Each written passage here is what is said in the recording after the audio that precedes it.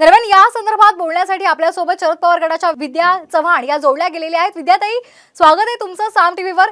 काय प्रतिक्रिया द्याल? भुजबळ हे पोहोचलेले आहेत सिल्वर ओकवर, मात्र भुजबळांची अद्याप भेट झालेली नाहीये। तुमच्याकडे काही माहिती आहे का या संदर्भात? नाही, मी माहिती घेण्याचा प्रयत्न केला, पण पवार साहेबांचे फोन एंगेज लागतात, त्यामुळे मला माहिती मिळू शकलेली नाहीये। परंतु भुजबळ साहेब कशासाठी गेलेत हे आपल्याला भुजबळ साहेब भेटीनंतरच आपल्याला ते कळू शकेल। आणि भुजबळ साहेबांनी ज्या प्रकारे काल टीका केली होती पवार साहेबांवरती, त्यातनं एकच लक्षात येतं की जाहीर सभांमध्ये टीका करायला फक्त भुजबळ साहेबांना पुढे केलं जातं।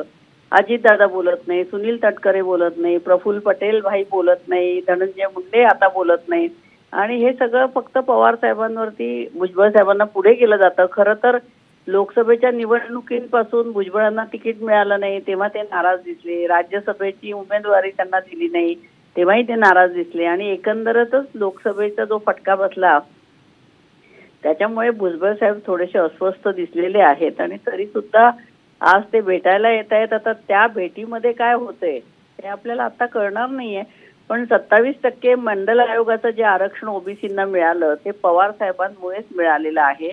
पवार साहेब कधी ओबीसींच्या किंवा कुठल्याही आरक्षणाच्या विरोधात नाहीये, परंतु माझं म्हणणं आहे की हे ट्रिपल इंजिनचं जे सरकार आहे यांनी इथे मिटिंगा घेण्यापेक्षा त्यांनी मोदी साहेबांचं तर सरकार आलेलं आहे, मोदी साहेबांकडे गेलं पाहिजे, त्यांना भेटलं पाहिजे की महाराष्ट्रामध्ये असा असा पेच निर्माण झालेला आहे, धनगरांना आरक्षण पाहिजे, लिंगायतांना आरक्षण पाहिजे, मराठ्यांना आरक्षण पाहिजे। तर हे आरक्षण जर द्यायचं असेल तर ही 50%ची मर्यादा तुम्ही उठवा, परंतु हे इथल्या इथे मीटिंग घेत राहतात, ज्याला मीटिंगमध्ये जाऊन वेळ घालवण्यात काही अर्थ नसतो।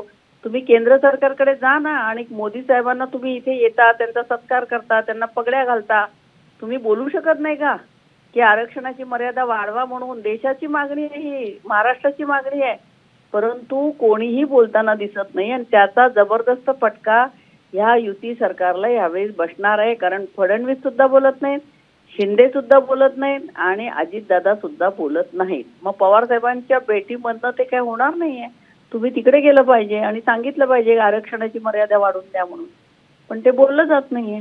आता भुजबळ साहेब काय बोलतायत, पवार साहेब काय बोलतायत हे आपल्याला त्यांच्या भेटीनंतर, त्यांनी खुलासा केल्यानंतरच आपल्याला कळणार आहे।